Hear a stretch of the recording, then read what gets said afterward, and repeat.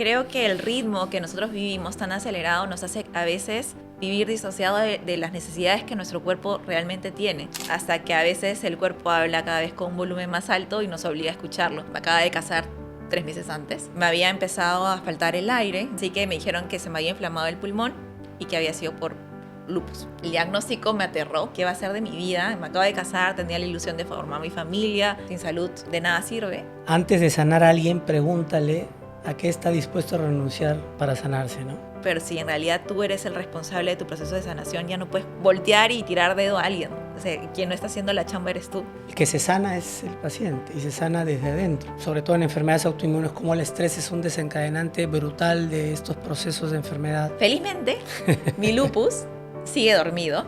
He tenido igual... No está muerto. Está dormido, ahí lo dejamos descansando, que se quede dormido todo el tiempo. Como te escucho y como te digo, tú ya no tienes lupus. Sí, ya te lo he dicho varias veces. Ya. La mayor enseñanza que he tenido como mamá es que control tenemos cero. Para mí sanar es amar.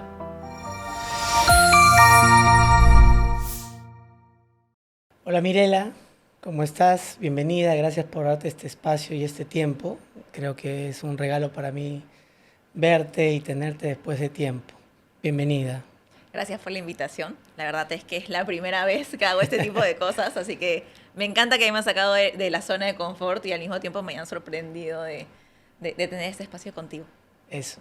Bueno, nos conocemos hace 5 años, 4 años. Sí, 2021. Cuéntanos cómo nos conocimos y cómo era tu vida antes de este proceso, que esa es la idea de compartir tu proceso para que sea una luz de probablemente muchas personas que están viviendo lo que tú ya viviste, ¿no? Mi historia ha sido de mucha información. Yo la verdad es que soy muy chancona.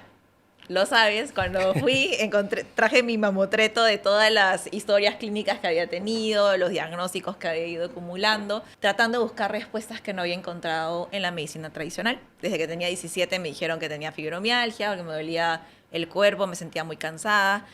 Luego me dijeron que tenía síndrome de Raynaud y así sucesivamente hasta que en el 2020, cuando todo el mundo paró, también yo tuve que parar. Me acaba de casar 3 meses antes y me había empezado a faltar el aire. Entonces, al principio pensé que era parte de la pandemia, pero realmente no era eso.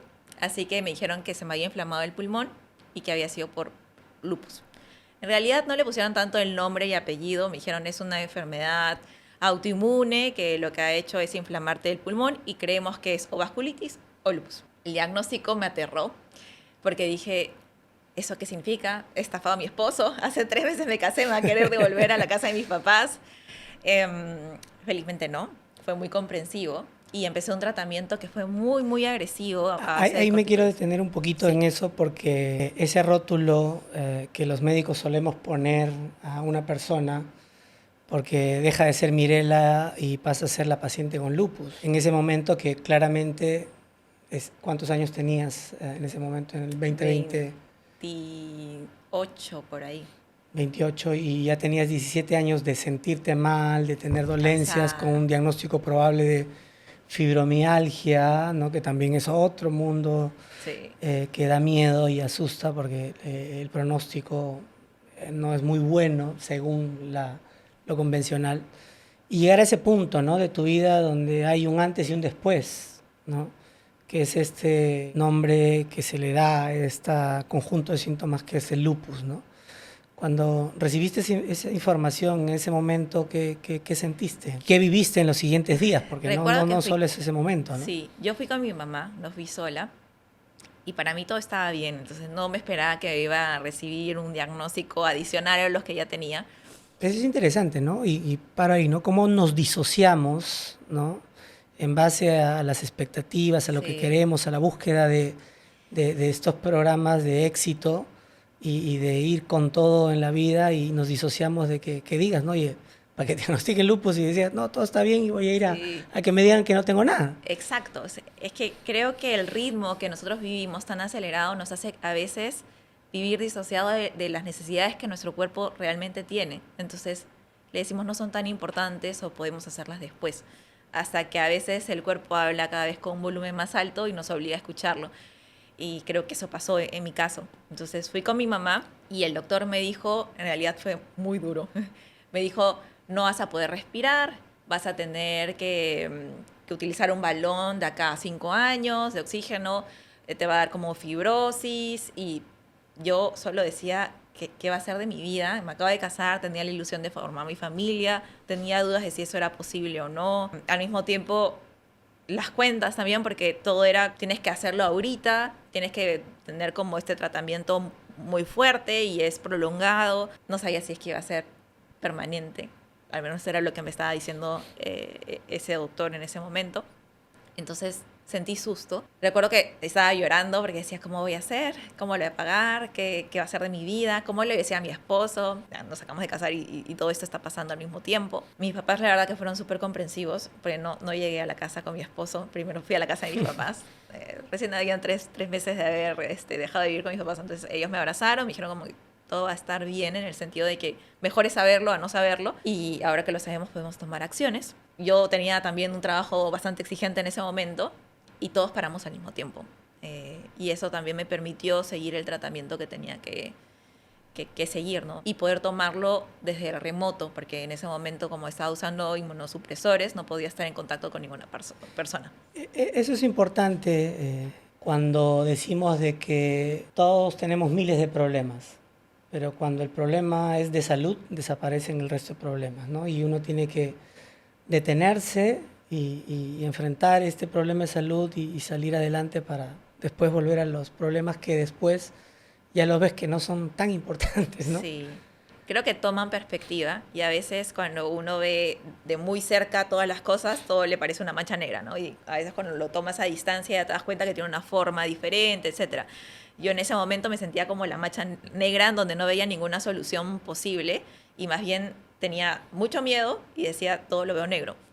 Ya cuando empecé a alejar y empezaron a pasar los días, dije, pues esto es lo más importante, sin salud en verdad no de nada sirve, tengo que ponerme en acción y buscar alternativas, y ahí es donde me empecé a poner en marcha y a ser muy juiciosa de qué yo puedo hacer, porque al menos las temporadas anteriores en donde había tenido un diagnóstico iba y me daban algo, ¿no? Cuando tenía lo de la fibromialgia me daban pregabalina, entonces siempre todo estaba asociado a que algo de fuera me iba a sanar. Y también seguí esa misma ruta. Cuando me dijeron que tenía lupus era, ya, ¿qué puedo tomar o qué le puedo meter a mi cuerpo para que sane y que sea lo más rápido posible? Porque no quiero parar tanto tiempo, tengo que seguir con mi vida. Quería una anestesia, ¿no? Sí, sí, y lo que dices es también quiero recalcarlo, porque al final el lupus es una enfermedad bastante compleja, bastante complicada, es un reto de diagnóstico para el médico, es un reto de tratamiento para el médico, y tiene diferentes niveles de gravedad. Y el lupus que te tocó a ti, que vino a cambiar tu vida, era un lupus bastante severo, es un lupus que afectó los pulmones con una neumonitis lúpica. Incluso recuerdo, y corrígeme si no es así, que tuviste pues estar hospitalizada buen tiempo. Sí. Y ahí quiero resaltar, ¿no? el rol de la medicina convencional. Claramente en ese momento de urgencia, de emergencia, te sostuvo, te estabilizó y te permitió seguir caminando, ¿no? Yo creo correcto. Que si bien es cierto, siempre hablamos de que el sanar va más allá de lo convencional, pero tiene un rol, ¿no? Y siempre lo recalco porque no se trata de que esto no sirve y esto sí, no hagas esto, haz esto sí. Hay que hacer lo que se necesite para cada circunstancia y momento, y la medicina convencional tiene un rol trascendental, ¿no? Una apendicitis no la vamos a curar con dieta, por ejemplo, ¿no? Y un lupus en el estado en que estabas iba a ser muy difícil para nosotros si no recurríamos a inmunosupresores, ¿no? Es correcto, sí. De hecho, es como la puerta de choque, ¿no? Ya atendemos todo eso, pero al mismo tiempo que va sanando una parte y se va desinflamando el pulmón, generaba otros estragos en mi cuerpo, ¿no? Y en mi caso fueron muchas infecciones urinarias a repetición. Tenía que parar a veces los pulsos porque no podía hacerlo cuando tenía infecciones. Y por eso me derivaron con un infectólogo, y ahí mi historia médica se iba haciendo más gordita porque trataba de solucionarlo con más medicamentos. Como para que la gente que nos escucha sepa, un pulso es una terapia de choque donde tú pones tu brazo y se te inyecta dosis altas de corticoides, dosis altas de inmunosupresores, en el caso tuyo que era la ciclofosfamida, ¿no? Sí, y obviamente eso baja mucho las defensas, te pone en una situación de ser fácilmente blanco de infecciones, que eso era la consecuencia que empezaste a vivir. Y algo que dijiste hace un ratito, creo que es una regla de tu vida y debe ser una regla de todos, ¿no? De, ok, viene una mala noticia, que en ese momento es mala y catastrófica, ves todo oscuro, vas a sentir muchas cosas y emociones, desde el miedo a la frustración, a renegar, porque a mí, ¿no? O sea, ¿qué he hecho yo? Soy una persona buena. Sí. Y no lo entiendes en ese momento, pero una de las cosas claves e importantes de poder sobrellevar esto es el pasar de tu rol pasivo. Entonces comencé a buscar qué hacer, qué más hacer para solucionar este problema, ¿no? Y no te quedaste en la victimización, que es a veces lo que cuando tenemos una enfermedad uno se queda en posición pasivo y víctima y eso no te va a sacar del statu quo, ¿no?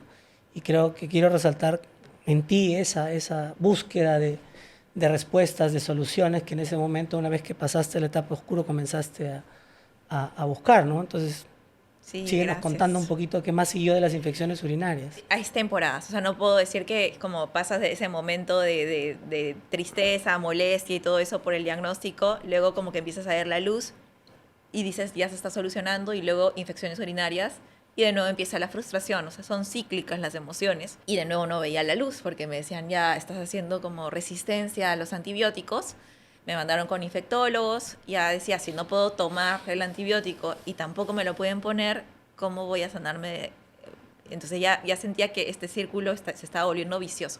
Y de mi actitud, que normalmente tiende a ser muy positiva, porque trato de ver como que un motivo o que nada es coincidente, algo tengo que aprender de la situación, llegaba momentos donde ya no veía nada como positivo que rescatar de esa situación. Y ahí fue donde empecé a buscar y también encontré algunas cosas que eran muy parecidas en mi familia.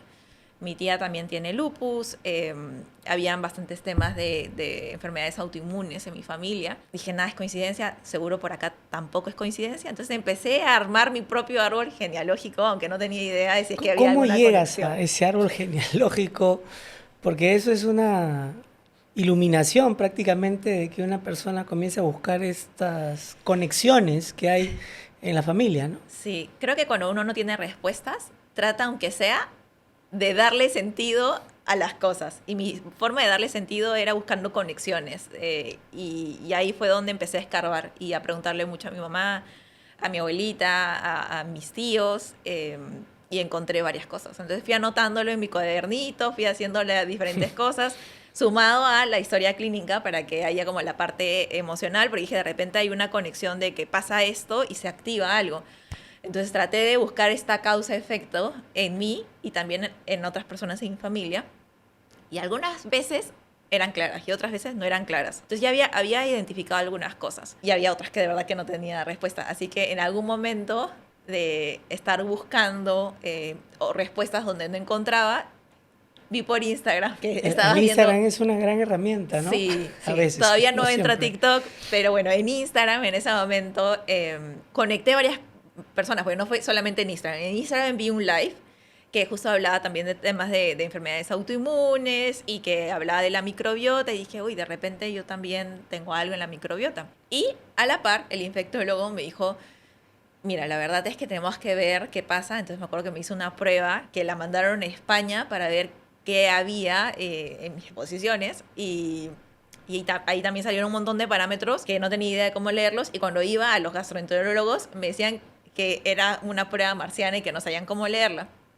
Esa prueba decía un montón de cosas, inclusive si es que tenías metales pesados, si es que tus bacterias estaban bien o estaban desbalanceadas. Entonces, como no tenía ni idea y había visto preguntando que si había una persona que sabía leerlo, saqué cita. Y me acuerdo que esa cita se demoró un montón. Lo siento, eres muy solicitado. Se demoró un montón. Entonces yo... Llegó cuando debe llegar. Sí, seguro, pero en ese momento se sintió larga la espera. Entonces yo fui con mi cuadernito, mi mamotreto de todo lo que había hecho, la prueba que me había salido de estas deposiciones, y aparte con mi historial familiar. En la cita agarré y dije, bueno, he hecho mi tarea, he sido chancona, esta es la información que tengo para que puedas ayudarme con toda esta información. Sí, recuerdo ese día que entraste y me pusiste todo ese catálogo encima. Sí. Y dije, wow, ya vine con la chamba hecha, qué Sí. fácil va a ser esto. Decía. Sí, Pero hay cosas que yo me quedo de esa conversación que me gustaron un montón. Y recuerdo que me hiciste como una analogía de las casas y de dónde uno vive, ¿no? Si es una zona peligrosa, uno pone muchas barreras, pone, no sé, el sistema de vigilancia, pone diferentes barreras para evitar de que las personas entren, ¿no? a la casa. Y que eso mismo pasa, cuando el sistema inmune está alterado, pues pone muchas barreras y no identifica quién es bueno y quién es malo y se ataca a sí mismo. Pero cuando uno baja las barreras y realmente está balanceado, puede dejar hasta la puerta abierta y no pasa nada. Entonces dije, bueno, ahorita estoy alterada, estoy a la defensiva, entonces tenía que ver cómo hacía para regular ese estado. Y al principio fui con mucho miedo, pero también me fuiste derivando a muchas personas. Me fuiste derivando a la parte psicológica, que ahí vimos con todo el tema la parte emocional, ¿no? Porque tú ya sí. venías con esa conexión que generalmente yo la dejo para el final, ¿no? Sí. En medicina funcional hablamos de que las enfermedades se cocinan en el intestino, por eso esta prueba de microbiota que te la mandó a hacer el reumatólogo, que habíamos charlado un par de veces, te mandó a que yo vea tu prueba de microbioma, ¿no? Sí. Cuando viniste con tu hoja, tú ya tenías una intuición de que había un tema emocional, y yo dejo el tema emocional generalmente para el final, porque en este concepto de que las enfermedades se cocinan en el intestino y se sirven con el estrés o la emoción, calzaba perfectamente y tú ya lo tenías intuido. Entonces, para mí iba a ser mucho más fácil trabajar tu intestino y este microbioma, y ya que tú el trabajo emocional ya lo habías avanzado en un 30-40%. Normalmente derivo bioneuroemoción ya a la segunda o la tercera cita. En ti anda sí. a hacer bioneuroemoción. La verdad, ¿no? eso me encantó, porque fuimos con nutrición. Yo detestaba las verduras, eran mis enemigas, no eran muy sabrosas, amaba la chatarra. Y de verdad que tenía un organismo que nunca me engordaba, a pesar de que comía muy mal. Comía mucha chatarra, muchos chocolates, gaseosas, etcétera, porque mi nivel de estrés y de movimiento era muy alto. Entonces a veces me quedaba trabajando hasta altas horas de la noche y necesitaba como que esa energía que me daba la chuchería. Hasta que empecé a agarrarle gusto a la comida, pero a la comida real, ya no a la comida que estaba empaquetada, ¿no? Porque es la más práctica, a veces me parecía la empaquetada. Y empecé a sentir los sabores que en verdad nunca había sentido, porque lo bañaba en mayonesa, lo bañaba en diferentes cosas, pero ahora ya sentía que sabía, no sé, un brócoli realmente con su limón. Entonces fue cambiar todo. Y me acuerdo que en esa cita también me dijiste, ¿qué estás dispuesta a renunciar para realmente sanar? Esa es una frase de Hipócrates, el padre de la medicina, que dice así, ¿no? Antes de sanar a alguien, pregúntale a qué está dispuesto a renunciar para sanarse, ¿no? Y yo en mi mente, para mí era yo renuncio a todo para estar sana. Pero uno es lo que dice y luego cuando lo tiene que hacer, realmente es mucho más complejo poder romper con ciertos hábitos que has venido haciendo toda tu vida. Y ahí me costó un montón la parte de la alimentación. Después la parte del deporte, porque también he sido bien floja. Pero la alimentación me costó un montón. Y la que me fluyó muy natural fue la parte de biodecodificación y que para mí me sirvió y me dio muchas luces y terminé siendo muy amiga de Catalina, así que ahí también muchas gracias. Siento que Dios pone como a las personas de por medio que tienen que acompañar tu proceso y también me gustó eso, que me dieras este rol de empoderarme, ¿no? De lo que yo siempre estaba buscando, que alguien me diera algo y siempre estaba como buscando la receta. Ahí era como, no, tú vas a ser como la protagonista. De hecho, me dijiste, aquí en este Instituto de Medicina Funcional no hay pacientes. Tú tienes un rol más activo. Tú eres la que tienes que hacer el cambio. Si tú no cambias, nada va a pasar. Sí, los pacientes dejan de ser pacientes o pasivos a ser asientes. El que se sana es el paciente y se sana desde adentro. Y ahí es bien duro porque es más fácil echarle la responsabilidad al otro, ¿no? Entonces ya no funcionó el tratamiento porque la pastilla estuvo mal. Pero si en realidad tú eres el responsable de tu proceso de sanación, ya no puedes voltear y tirar dedo a alguien. O sea, quien no está haciendo la chamba eres tú. Es duro verlo en el espejo y por eso creo que también uno tiene que ser un poco más amable consigo mismo, porque a veces también a la primera que fallas y que dices, comí de nuevo mal, te tiras piedras y dices, la fregué, y en verdad no, hay que ser amables porque recién estás aprendiendo a tener un rol más activo en este proceso. Así que creo que esa para mí fueron las frases célebres de ese primer encuentro. Qué lindo que las recuerdes porque ha sido hace tanto tiempo y sí siento que a veces uno puede soltar frases o decir cosas que para ti son parte de lo que puedas decir, pero llegan a la persona correcta, al terreno correcto que siembra ese ímpetu de hacer el cambio, ¿no? Y un cambio que es progresivo, ¿no? Esto que has contado de la alimentación, de poquito a poquito ir probando el brócoli, de poquito a poquito ir con paciencia y autocompasión, ¿no? De hacer lo mejor que uno puede en cada momento para seguir mejorando es clave, ¿no? La parte emocional, ahí me quiero meter un poquito más. ¿Qué encontraste? Cuéntanos a los que están ahí. Todo. ¿Qué es un árbol genealógico? ¿Qué es un doble? ¿Qué es un clon? Porque ahí has explorado un montón. Amé tanto la parte de Eres una convencida de que las enfermedades son expresión de emociones no trabajadas, ¿correcto? Sí, o sea, yo estoy una convencida de que nosotros somos uno y que no podemos separar el cuerpo de nuestra mente y de nuestras emociones. Entonces, todo está conectado. Y si nosotros estamos muy bien en el cuerpo, pero emocionalmente no estamos bien, se va a reflejar en algún momento. Y viceversa, si el cuerpo no está bien, también te va a trabajar en la parte emocional. O sea, por eso yo creo que somos uno y no podemos vernos de manera aislada. Y ese creo que es la mayor crítica que a veces hago, ¿no? Que a veces uno va y te ven una partecita, pero no te ven el todo en conjunto, entonces terminas acumulando muchas pastillas, muchas cosas, cuando si te ven como un ser humano completo, pueden encontrar las conexiones que hay entre que te duele la rodilla con que te duela, no sé, el diente, que aparentemente no tiene nada que ver, pero quizás sí están conectados. De la parte emocional, que justamente las emociones son energía en movimiento, cuando hay un movimiento,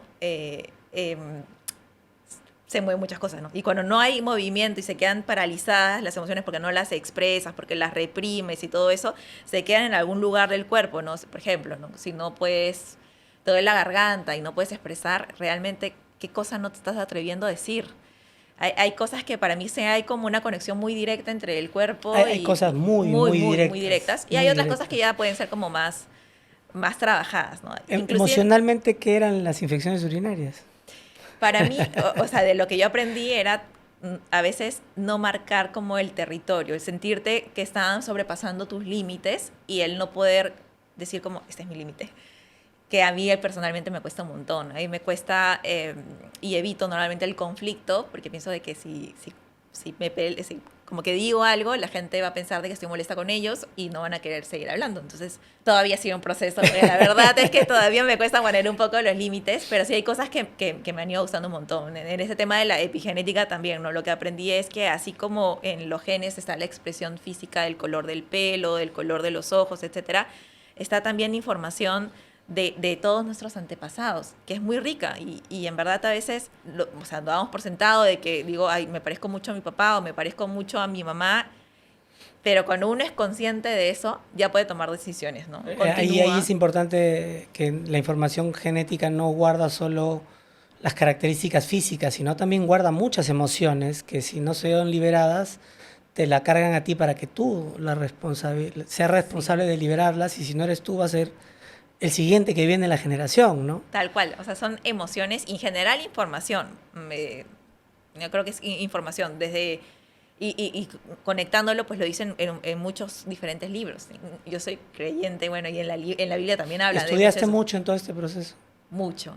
Me metí a estudiar mi diplomado de biodecodificación también para aplicármelo a mí, para acompañar a personas en mi casa. Todavía no me he atrevido a hacerlo como con personas que no sean tan cercanas a mí, pero a mí me ha servido un montón, inclusive para entender a las personas con las que trabajo y mi equipo de trabajo, ¿no? De por qué reacciona de una forma, y ahí como vas encontrando algunos patrones.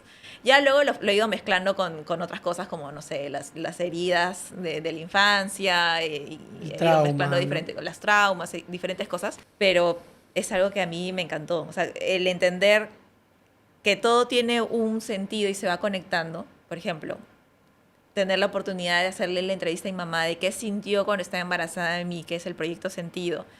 El poder también haber tenido la posibilidad de hablar con mi abuelita antes de que falleciera y que me cuente de sus papás, de sus abuelitos, de los secretos familiares. Habían cosas muy raras, ¿no? Tenía una abuelita que tenía una joroba y nosotros no entendíamos por qué, pero eran muchos como secretos. Y luego tenía el patrón de que todos nacíamos un 19 de abril, igualito que esta bisabuelita. Y decía, ¿qué cosa no resuelta hay? Que todos tenemos el mismo día de cumpleaños. Entonces ya ahí me di cuenta de que... no son coincidencias, claramente, ¿no? Sí, que no...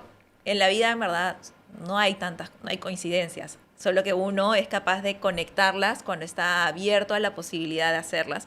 Cuando uno está cerrado, no va a haber, aunque se las presente muchas veces. Y ahora pues creo que todo es una posibilidad, inclusive el hecho de un diagnóstico o una enfermedad es una posibilidad de ver diferente las cosas a las que habías visto antes y también de valorar o tener una gratitud que a veces uno da por sentado algunas cosas como respirar, que es tan hermoso, pero cuando dices tienes el riesgo de no poder respirar y que más adelante puedas necesitar un balón de oxígeno, dices, wow, ¿cuánto tiempo nos hemos pasado haciéndolo de manera inconsciente, el respirar? Y cómo ahora me encanta hacer mis respiraciones conscientes y realmente darle el espacio a inhalar, a exhalar, a dar como, a estar más presente en mi vida y no dejar de que la vida solamente pase. Eso me parece como un regalo hermoso, pero que recién te das cuenta cuando empiezas a atar los cabos y a mirar la vida de una manera diferente, no tanto desde el dolor, porque sí hay dolor también, sino a qué aprendizaje me trae adicional a los que he ido viendo o recolectando a lo largo de la vida, ¿no? Y también cómo esto me sirve para compartirlo con el resto, porque finalmente creo que todos estamos para algo más allá de nosotros mismos. Inclusive, no sé, el sol, ¿no? No brilla para sí mismo, brilla para todos nosotros. Entonces, creo que el ser capaz de que todos tienen una historia que contar y el pasar por un proceso de sanación te hace ser más amable contigo mismo, pero al mismo tiempo con los demás. Porque sabes que todos están pasando por alguna batalla, ya sea emocional, ya sea física, o de cualquier índole económica o de relaciones. Entonces te permite ver con una perspectiva muy diferente y con unos ojos más amorosos. Para mí, en verdad, si pudiese como resumir mi proceso de sanación, para mí sanar es amar. Wow. Es como empezar a amarte más a ti, amar más al resto, amar en general la vida. Y eso te trae muchos regalos. El amor es la energía más poderosa que existe. El amor trasciende el tiempo y el espacio, ¿no? En esa fórmula de la física cuántica, el amor es una energía que todavía tenemos que comprender, ¿no? Sí. Y el amor más importante que tenemos es el amor propio. Quien no se ama no puede amar al resto. Y no nos han enseñado un poco a amarnos y a cuidarnos sobre todo. Sí. En este proceso que viviste de enfermedad y de sanación, ¿qué tanto? Porque cada uno tiene un peso, ¿no? En tu caso, lo emocional creo que ha sido mucho lo más pesado. Sí. Segundo, lo nutricional, que claramente tenías una alimentación proinflamatoria, proenfermedad, ¿no? El estrés, la vida, ¿cómo la vivías? ¿Cuál era tu sí. Hay dos factor desencadenante y qué ha cambiado de esa Mirela que llegó al consultorio y se sentó? Acá está todo. Ahora, ¿no? Hay cosas que sigo aprendiendo. De verdad que el proceso no es lineal. Sí siento de que ahora me permito también pedir más ayuda. Antes cargaba mucho más, era como que ponía más cosas en mi mochila y ahora me he dado cuenta de que algo muy simple, ¿no? Como cuando cambias de grado de no sé, de primero a segundo, pues tienes que dejar los libros de primero para ir a los de segundo. Ya, yo cargaba todo en mi mochila, entonces al final terminaba con una mochila muy grande. Ahora me doy cuenta que tengo que soltar ciertas cosas si es que quiero darle espacio a otras nuevas. Creo que eso ha sido algo que he cambiado. También ha cambiado el hecho de que antes no tenía equipo, ahora tengo equipo. Y al mismo tiempo también es uno de mis pies que cojeo, ¿no? Porque si bien es cierto, sé que tengo que soltar más y ya delego un poquito más, aún el grado de responsabilidad y de evitar conflictos es algo que sí ha ido persistiendo y mutando un poco. Me atrevo a expresarlo un poco más, pero todavía no a poner tanto el límite y me hago muy responsable de las cosas en la casa y tanto en el trabajo, ¿no? Decías que algo no sale, automáticamente yo apunto los dedos hacia mí, no es todavía todos estamos. Y a veces siento que cuando brotan los temas como de fibromialgia o de dolores, pasa un poco eso. Inclusive temas tan fuertes como la depresión, lo que pasa es sientes que no puedes hacer frente a las cosas, no puedes huir de la situación porque te sientes responsable que tienes que seguir ahí. Entonces la única forma que encuentras es paralizando y paralizas tu cuerpo como si no estuvieses ahí. Y creo que es una de las reacciones que todavía tengo, pero que cada vez soy más consciente y me doy cuenta, ¿no? Cuando me pongo dura y me paralizo, digo, ¿qué cosa siento que no puedo enfrentar? o que no puedo, no sé, pedir ayuda, o que no puedo inclusive someterme y decirle ya, si tú puedes hacerlo mejor, hazlo tú, y simplemente me congelo y me pasa factura. Entonces, ahora cada vez soy más consciente. Eso no implica que no... Te veo que eres una experta en estrés. Lo has Sí. estudiado también, me doy cuenta. Sí. Y ahí cito a un escritor, Gabor Mate, que tiene un libro que recomiendo que lean, que habla sobre todo en enfermedades autoinmunes, cómo el estrés es un desencadenante brutal de estos procesos de enfermedad, que se llama Cuando el cuerpo dice no. Ahí habla mucho de lo que tú sabiamente nos estás explicando como el detonante. No es el causante, es el detonante de la aparición de estas enfermedades de corte autoinmune que suceden en nuestro cuerpo, que vienen a decirnos y a cambiarnos, ¿no? Sí, y a veces satanizamos algunas palabras como el estrés o el miedo, y no hay que satanizarlas. El estrés a veces es bueno porque te permite también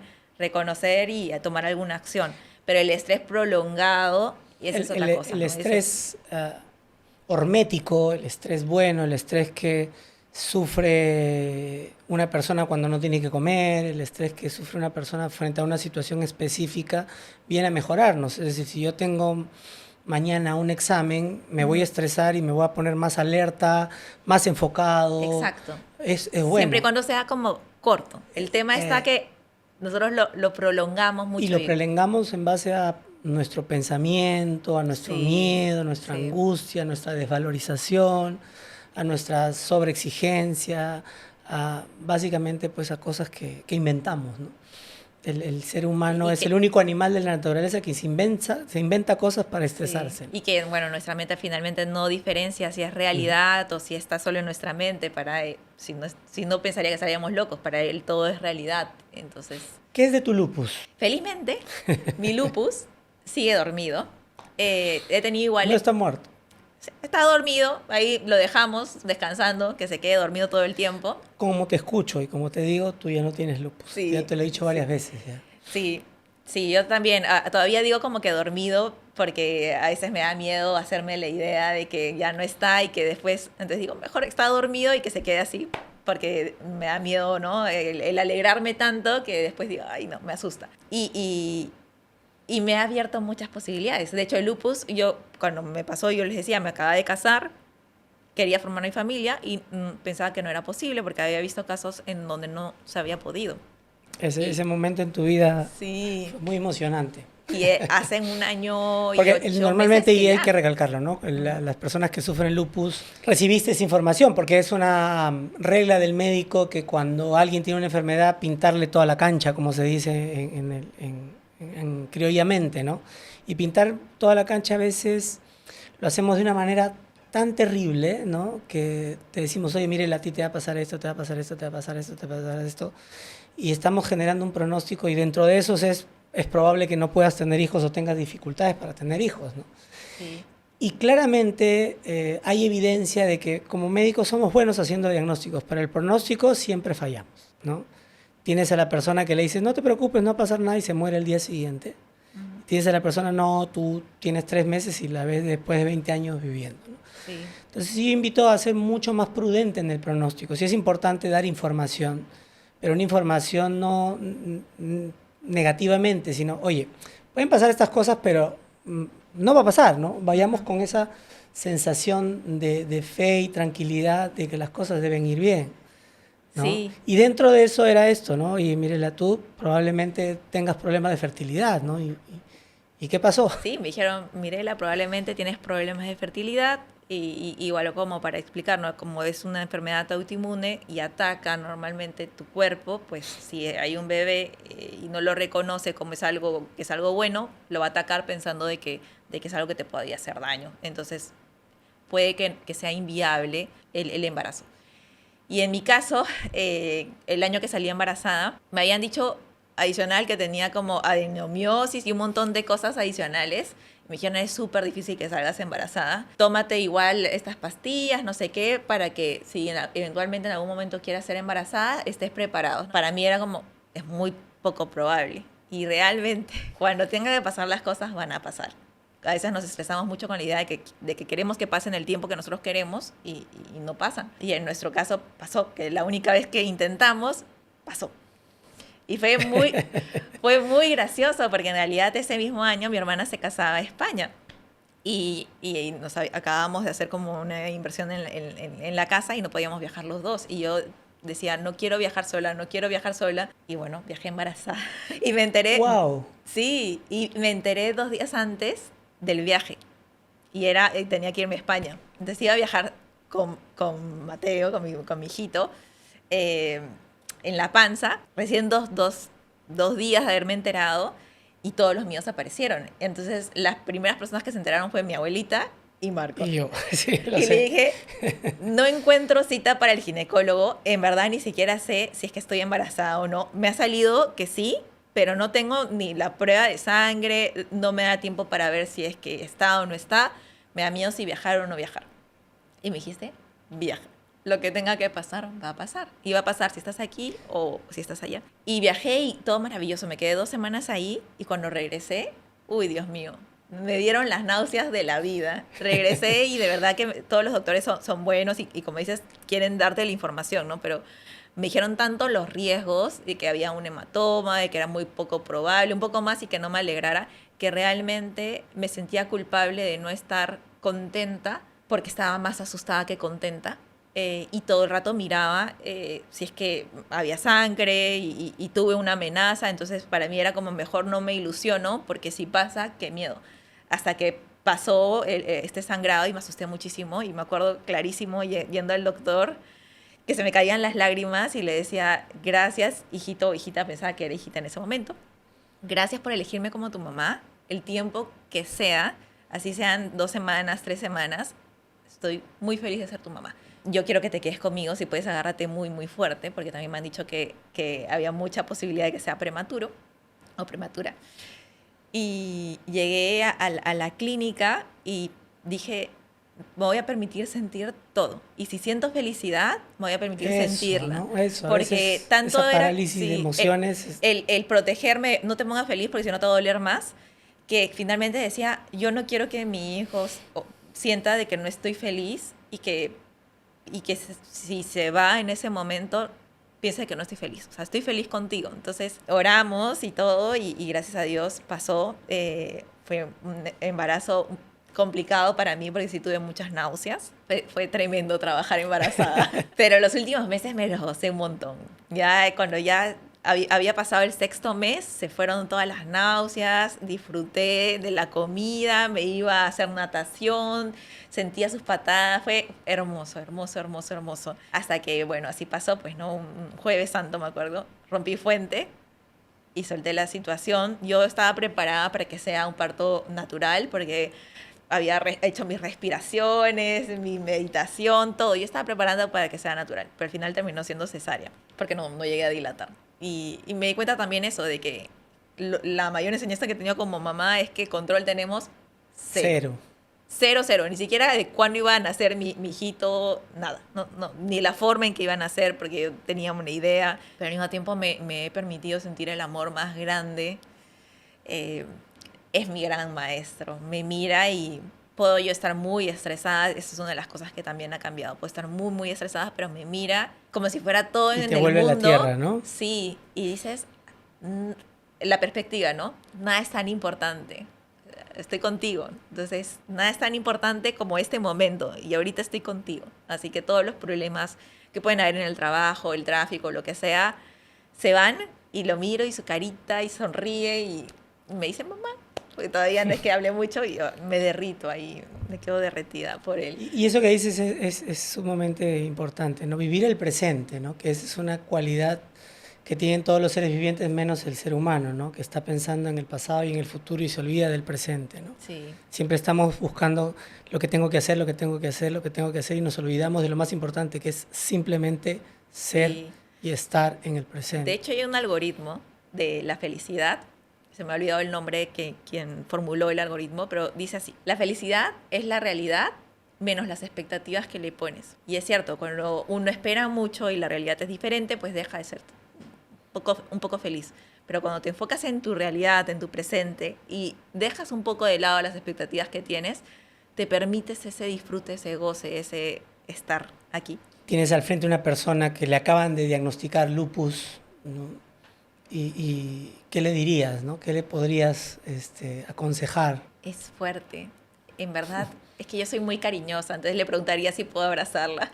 Eso. Le darías un abrazo, ¿no? Para sí. todos los médicos que dan o sea, un diagnóstico de lupus, igual le preguntaría, escuchen este consejo. Abracen primero antes de dar el resto de noticias. Sé que no a todos les gusta que los abracen, así que por eso les preguntaría. Y luego le contaría igual, porque la información es necesaria para ser conscientes de cómo es el estado actual, pero también le preguntaría cómo te sientes al respecto, para que no se vaya solamente de la consulta como, ya recibiste el diagnóstico, listo, me toca la siguiente, sino es, ¿cómo estás? ¿Cómo te sientes? Necesitas, como que tienes consultas, me tomaría el tiempo de realmente escuchar. Escuchar, ¿no? Porque en tu mente pasa tanta información y tienes tantas emociones procesando en ese momento que ya sea para llorar, para liberar, para decir estoy enojada, estoy frustrada, sentir que tienes a alguien que te va a escuchar ayuda bastante para verbalizar lo que está pasando. ¿Crees que hablar sana? Sí, hay personas que no necesariamente van a hablar, pero tienen una forma de expresar.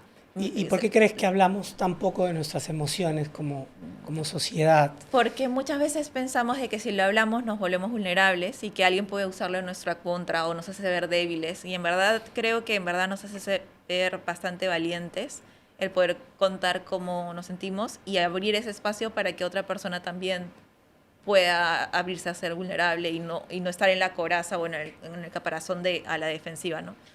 Dicen que una de las grandes mentiras que los seres humanos decimos es cuando nos preguntan ¿cómo estás? Y respondemos bien. Pero nos lo enseñan desde chiquititos. O sea, desde el nido te dicen cómo están, ¿no?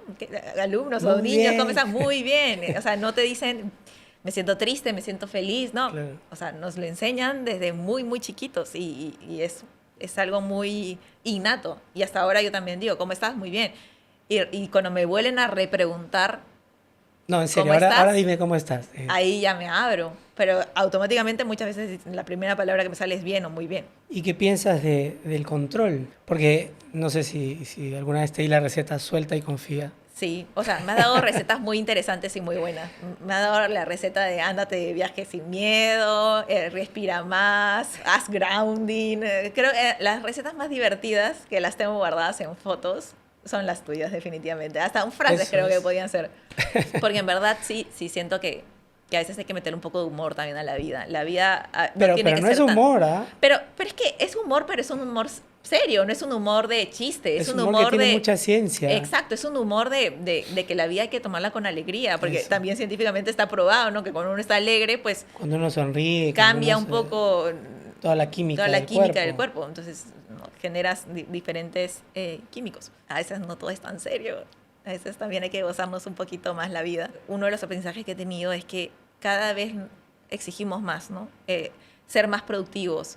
Inclusive al rol de la mujer hemos ganado muchísimo, pero también a la hora de convertirme en mamá es como nos juzgamos mucho entre nosotras. Creo que mujeres. Sí, tenemos que ser más amables. O sea, queremos que seamos las que estamos en el top trabajando y que seamos igual de productivas que antes, que seamos las mamás presentes, que seamos las esposas, ¿no? Y cada vez más. Y ser mamá a veces se puede sentir muy solitario y con mucha carga. Y creo que por eso en el fondo antes se criaba en comunidad, ¿no? Eso. Las abuelas, en la tribu, ¿no? Salían, pero tenías esa comunidad. Y yo he tenido la suerte de tener vecinas que son mi comunidad también. Y en algún momento cuando Manuel no estaba, algunas de mis vecinas me decían, ¿no? Cuando estaba muy chiquitito Mateo, te bajo un caldo de pollo para que comas bien y gracias. O te lo veo un ratito para que te puedas bañar. Y en verdad eso... ¿Y tú crees que esa comunidad también es suerte? No, yo creo que en realidad es apertura. Hay personas que están dispuestas a dar y también a abrirse a recibir y dejarse sorprender. Y hay personas que no quieren ni dar ni recibir porque dicen si doy y no me dan, pues me voy a sentir mal. Y si recibo, pues me van a pedir algo a cambio. Cuando te das cuenta que nada es tan binomial y no necesariamente te dan y tú tienes que recibir ni viceversa, sino lo das porque realmente quieres, te sorprende la forma en que eres correspondida de personas diferentes, libros que te hablan, que si te dejas sorprender, te llegan unas sorpresas bien bonitas. De verdad que yo agradezco que, aunque hayan habido temporadas también difíciles, siempre ha llegado lo que necesitamos, inclusive más. Y lo mismo, o sea, también, si es que en lo que puedo ayudar y a las personas que puedan escucharnos, si puedo hacerlo de corazón, lo voy a hacer. Hay algunas personas que me han escrito del interno y feliz de compartir también mi experiencia Sí, porque sí, yo voy al a ser final resonamos, infidente ¿no? Resonamos todos en lo mismo. y cuando yo tengo pacientes que pasan una enfermedad autoinmune, un lupus, le he escrito a Mirela y le he dicho, por favor, ¿puedes hablar con esta persona? Sí, y me han escrito también y de verdad que a veces hemos tenido bonita relación y me han dicho, mira, y voy así. Y es algo que me gusta porque le añade sentido a lo que estás pasando. Y ya no te quedas como que pasó esto, sino te das cuenta de que no estás sola y que juntos también se pasa un poco más acompañado, ¿no? Más ligero, no tienes que llevar la carga tú solo. Sí, y sobre todo este momento donde alguien que tiene ya esa sabiduría de lo que significa un lupus, ¿no? Yo soy un médico, como cualquier otro médico, puede dedicarse a estudiar lupus y saber todo sobre el lupus, pero nunca va a saber lo que es el lupus a menos que lo transites o lo vivas. Y la sabiduría lo da la experiencia, ¿no? Y la experiencia desde adentro, que es tu caso, ¿no?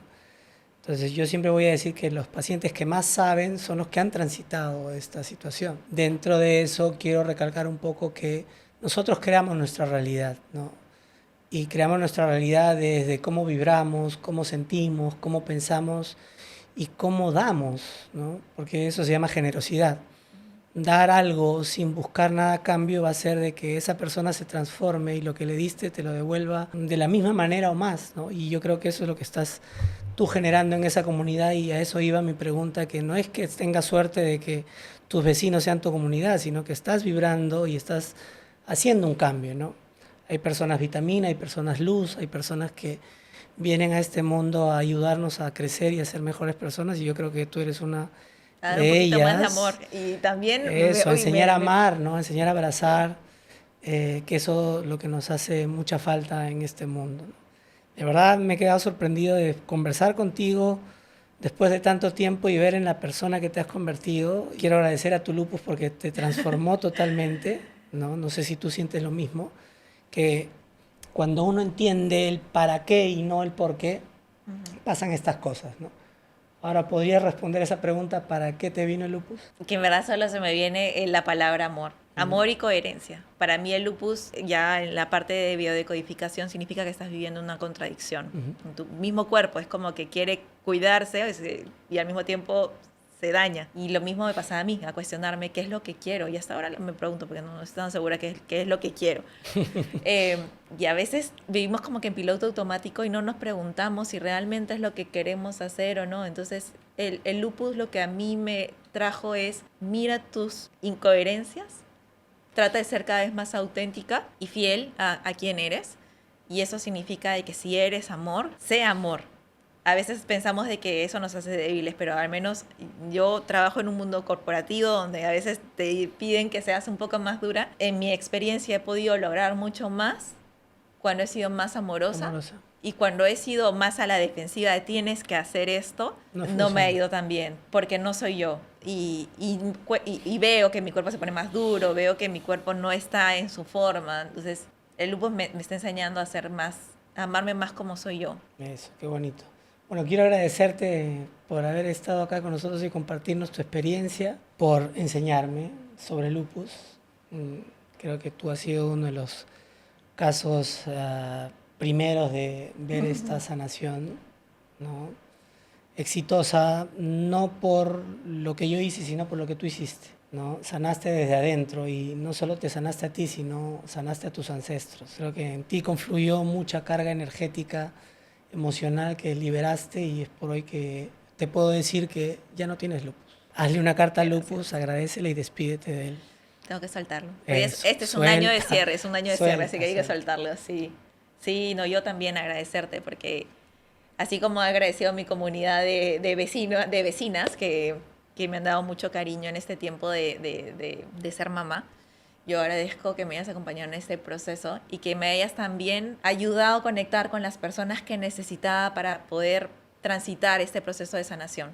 Y también al soltar me dijiste suelta, ya no me enfoqué tanto en el resultado, independientemente si, porque a veces también hay que ser sinceros, no necesariamente a veces uno tiene que tener la remisión completa, pero al menos disfrutar más el proceso y permitirte habitar el proceso, creo que uno ya gana muchísimo. El cómo aprendes a vivir con también mejorando, pero soltando el resultado. Porque sí, cuando estás muy pendiente del resultado y mucho en la expectativa de que tiene que pasar eso. La expectativa, ¿no?